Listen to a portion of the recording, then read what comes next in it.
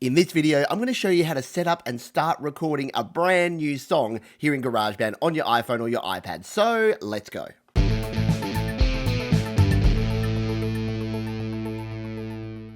Hi, my name is Pete, and this is Studio Live Today, where I help you create, record, and release your best music. Now, one of the questions I get a lot around here is, how do you set up a brand new project in GarageBand? I do a lot of tutorials, a lot of tips about different features in GarageBand, but how do you actually get started when you want to start a brand new song? Well, in this video, I'm going to show you the process that I use, and hopefully you can pick up some tips if you are just starting out, or maybe to refine your process. So let's jump in to GarageBand on the iPad right now. So when you open GarageBand, you're going to be presented with a screen like this, where you've got your locations down the side, you've got On My iPad, or you've got iCloud Drive. Now, where you set this up is up to you. iCloud Drive will back up your new project to the cloud using your iCloud Drive storage, and you get 5 gigabytes of that for free with any Apple account. On My iPad or on my iPhone, we'll store it just on your actual device. So if you've got enough storage on your iCloud Drive, I suggest using that so that you've got a backup of your project. So let's tap on the big plus button here for create document, and here we are in a new project. Now, the first thing that I like to do is actually get my project template set up. So the first thing I'll do is tap on audio recorder just to bring up some sort of track here, and then up in the top left, the third from the left, is the little tracks view. So I'm going to tap on tracks view there to go back to my track view here. Now, I've just got a guitar here and it's set up for 8 bars, so clearly this is not going to do. We need to do some changes here, so let's jump in and do those now. The first thing I do is jump into my track settings. So we do that by tapping on the spanner icon up here in the top right. So let's tap on that now. And here we can control things like our metronome, our tempo, our time signature, and our key signature. So the first thing I like to do is actually put in our key signature, because this is going to be the basis of the whole song. So let's tap on key signature here. It's got C major here at the moment. The song that I'm writing at the moment is in E minor. So I'm going to tap E and then minor, and I'm going to leave follow song key on, because this means that if I change to a different key, all of my virtual instruments, so anything I use the touchscreen instruments for, is also going to change. Any of my MIDI notes are going to be transposed. So if you don't know anything about key signatures, don't worry so much. You can leave it in C major and just start recording. You don't actually need to know a lot about this if you're just starting out with GarageBand, but if you do know which key your song's in, you can pop it in here. Let's tap settings now to go back. Next thing I like to do is get the time signature set. So this is telling it whether we want it in 4/4, 3/4, or 6/8 time. So your standard is 4/4, which is your 1, 2, 3, 4, 1, 2, 3, 4. So most of your rock, your EDM, pretty much a lot of music is going to be 4/4 time. I'm going to be a bit different. The song I'm recording is in 6/8 time, which is a time signature that goes 1, 2, 3, 4, 5, 6, 1, 2, 3, 4, 5, 6. So that's what this is going to be. We've only got those 3 time signatures that we can choose from. There is a bit of a way that you can use other ones, and I'll link a video up the top there that shows you how, if you really want to use some other more unique time signatures. But let's move on for now. We'll tap on settings to go back to our settings options here. And now, third and most important is we're going to set our tempo, because we want to set up a click track that we can record to. So let's tap on tempo, and now we can either tap the up or down arrows here to set our tempo, or what I like to do is actually tap it in. So if you've got an idea in your head, you can tap in the tempo. So for this song, it's going to be like 1, 2, 3, 4, 5, 6, 1, 2, 3, 4, 5, 6.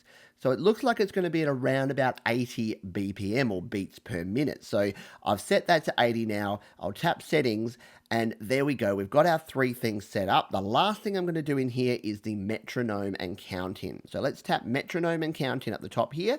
Now this is where we can choose what our metronome sound is. It's between the click, the woodblock, the hi-hat, and the rim shot. Now I don't really mind what I use or what you use. You can also control your volume down the bottom there. But if you are going to use the metronome to record to, set it at a lower volume, the lowest volume you can get away with, because you don't want, if you're recording vocals or guitars or other things, you don't want that bleeding into your mix. So if you set it all the way up here really loud, it's potentially going to bleed into your mix. However, what I do with a new project is I very quickly replace the metronome with a drum kit, which is what we're about to show you how to do. But there's one more thing we need to do before we get to that. Let's tap back, and we're back here in our settings. So everything is set up. Let's tap back here on the screen. The last problem we have is these 8 bars. We need to extend that. So we're going to tap on the plus button over here by the 8, and this is going to open up our song sections. So what we can do from here is we can either add in multiple different sections. So if we've already written the song, we can use the add here. We can add a bunch of different sections. We can change the number of bars. Once again, I've got a video which I'll link up the top there if you want to learn how to do that. But what most folks do when they're just writing a song is they'll use this one section, and there's 2 options here. We can either use automatic. So if we tap on automatic, this means that it will record for as long as our first instrument recording is. So if we want to record our whole guitar, our whole vocal, our whole piano track in, we can do that with automatic, and then however long that is, that'll be the length of our track. What I like to do though is come in here to manual and just tap and hold and drag this one up and give myself just a bunch of space. So let's just go 240 bars just because. So now that we've set that in, if we tap in the middle of the screen here,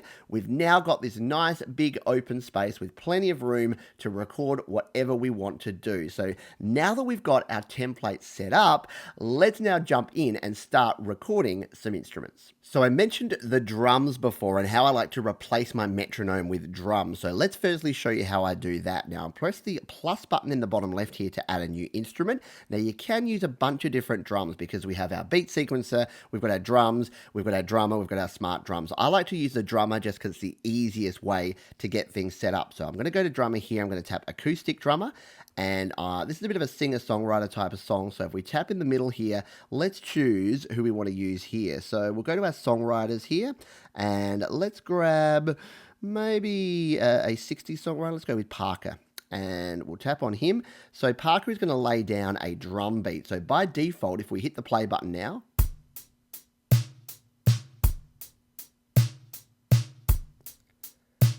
and that's actually not too bad because that's kind of in line with what I actually want to use here. Now, it's a bit of a old school kind of beat. I probably should have used a different drummer, but you can experiment and find what's going to work for you and your song. Now, what I like to do is turn the fills down on this because I want a very steady beat like a metronome. I don't want a bunch of fills going in here, so I just want it to play, and I'll probably turn the loudness down a little bit and make sure the complexity is not too high. Now, if you need to learn how to use drummer, I've got a complete comprehensive drummer tutorial, which I will link up the top there right now. But if we hit play on this now,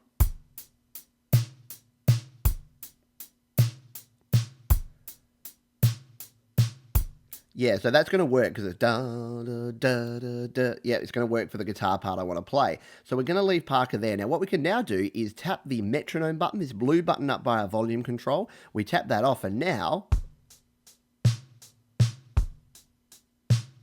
it is just Parker. So we've just got that as our metronome. Now the reason I do that is that it's so much easier in my view to record to a groove or a beat that is similar to what the song is going to be, as opposed to tick tock tock tock tock tock, which I really can't get along. If you really love the tick tick tock tock sound, go your hardest, but I like to use a drummer and replace that for the metronome here. So what we can now do is we can start adding in our instruments. So if you've got a guitar or vocals, you can start recording those, and there's a heap of videos about how to plug in microphones, plug in audio interfaces, and all the rest. But what I'm going to do is today I'm just going to grab my guitar and I'm going to use the built-in microphone here on the iPad just to demonstrate how I would now start adding in my sounds. So at this point, what I usually do is grab on this handle here in the middle and slide out just so that I've got access to my mute, my solo, and my volume controls, because now I'm going to sort of start mixing in my instruments as I go along. What I now want to do is actually add in a new track. So I'm going to tap the plus button here and I'm going to go back to audio recorder. And this time I'm going to tap on instrument, and it's going to give me the nice room, which is our default instrument for setting for an acoustic guitar. So what I now need to do is I need to grab my guitar and set up here and start playing. Because the first thing I need to do is actually get my input gain set. So I'm going to turn the input gain up a little bit. Whoop, that's too far. Turn the input gain up a little bit.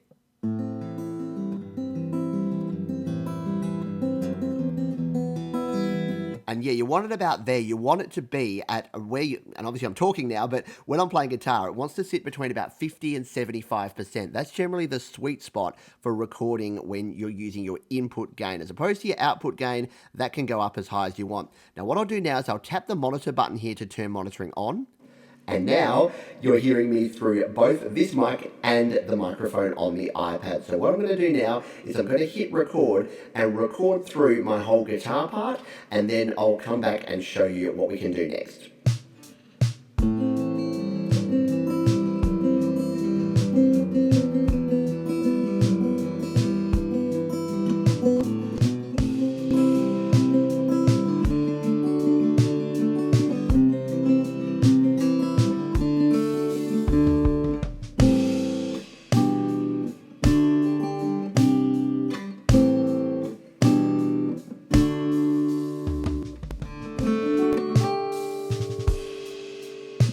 Alright, so here is our guitar part. It has been recorded in here. Now, we had a bit of a false start at the front, so the first thing I'm going to do is come in here and I'm actually going to trim this off. So I'm just going to tap on the front handle and drag that to get rid of that first section. And you can see here I started at bar 5, which is actually not a bad thing because I like to leave at least 1, 2, or even 4 bars lead in at the front just so that we're not cutting off any of our sound. It's a good habit to get into. So let's hit play now and take a listen to this one.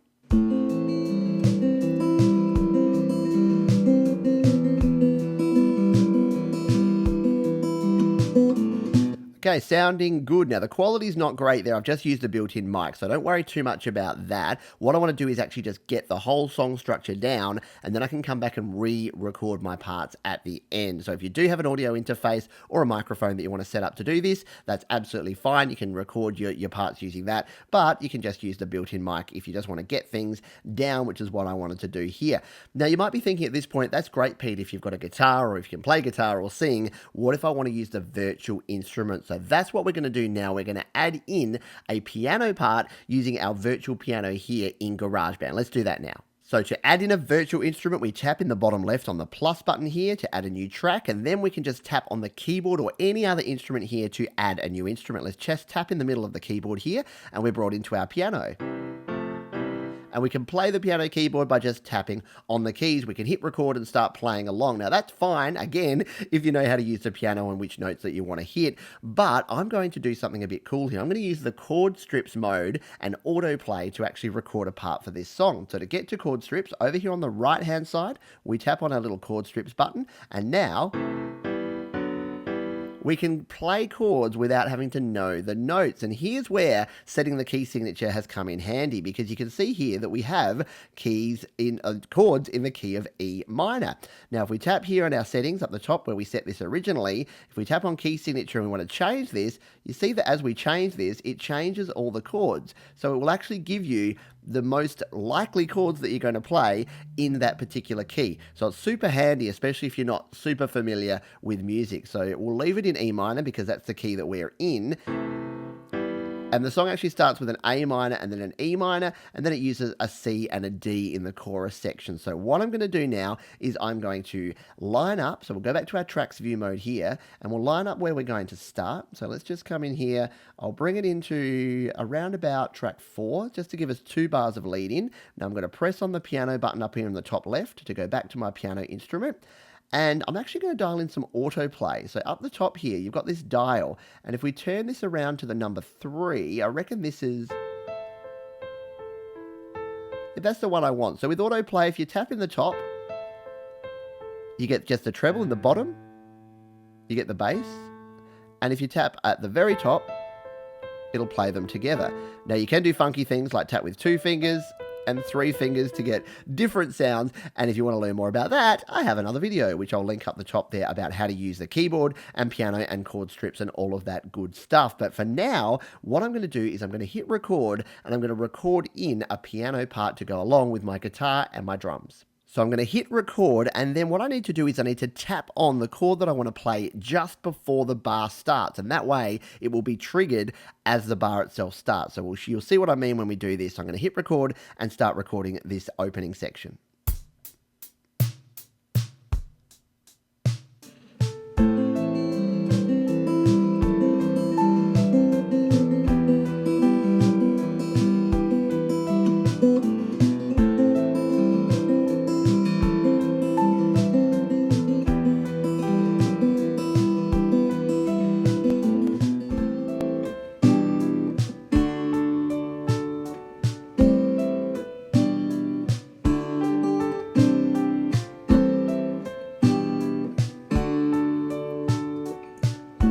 Okay, I deliberately made a mistake there just to show you how we can edit this. So when I got to that chorus section, I started playing the wrong part. So let's come back here and find the chorus. It starts here at bar 25. You can see there where I had the little break there.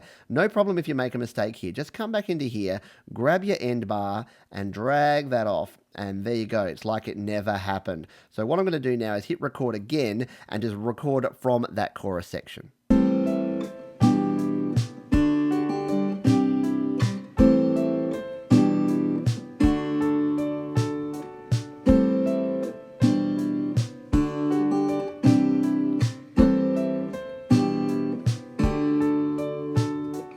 All right, there we go. Now here we are back in our track view. I'll complete the rest of this track. You don't need to watch me record a whole bunch of different sections, but you get the idea here that we can start layering up our instruments here using virtual instruments as well as our acoustic instruments. So we can quickly use up to 32 tracks or 16 stereo tracks of audio to create our song. Now before we finish up here, we've got drums, we've got guitar, we've got piano. Let's add some bass, shall we? So let's complete our arrangement here by adding in some bass, and then we will see how we round out here. Let's do that now. Okay, it is time to slap at a bass. So let's press on the plus button in the bottom left. And now we're going to go to our bass instrument. So we'll just tap on bass here. And here we are in our bass. Now, if we want to, we can just use the same method we use for piano, because anything we tap in these chords is going to be a note that's going to sit in with that chord progression. But I'm going to be brave here. I'm going to tap on notes and I'm going to manually play in a bass part to go along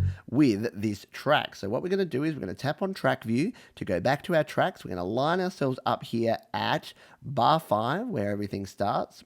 And we're going to go back to our bass by tapping in the top left on the little bass icon. And now I just need to get myself ready and psyched and get my bass on. Yeah, I think a riff like that's going to work. Let's hit record and start recording some bass.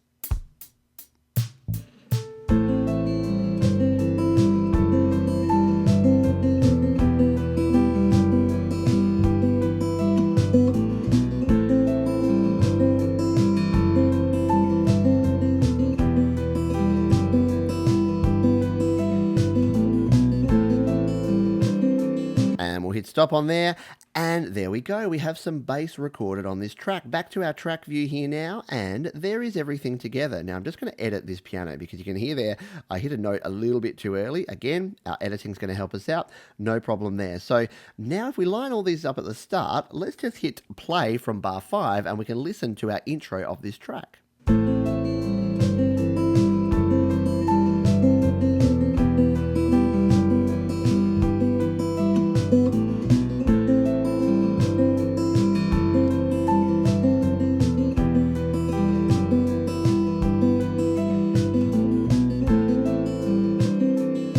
There we go. So I can continue on with this and build out this track. Obviously, I haven't added vocals. There's a bunch of other instruments and pads and things that I can add in here. But in terms of just a few minutes worth of work, setting up our template, recording in some guitar, a little bit of piano, a little bit of bass, this song has gone from just an idea on the guitar to what is coming together as a pretty full arrangement. So there you go. That is going to do it for this one. If you want to learn how to record your own songs, I've got a heap of series down in the description. You'll find a bunch of different series, including my songwriting series where I write an entire song and record it and release it in GarageBand. So you can check that out if you want to follow along and learn some more. But there you go, setting up and getting started with a new project in GarageBand.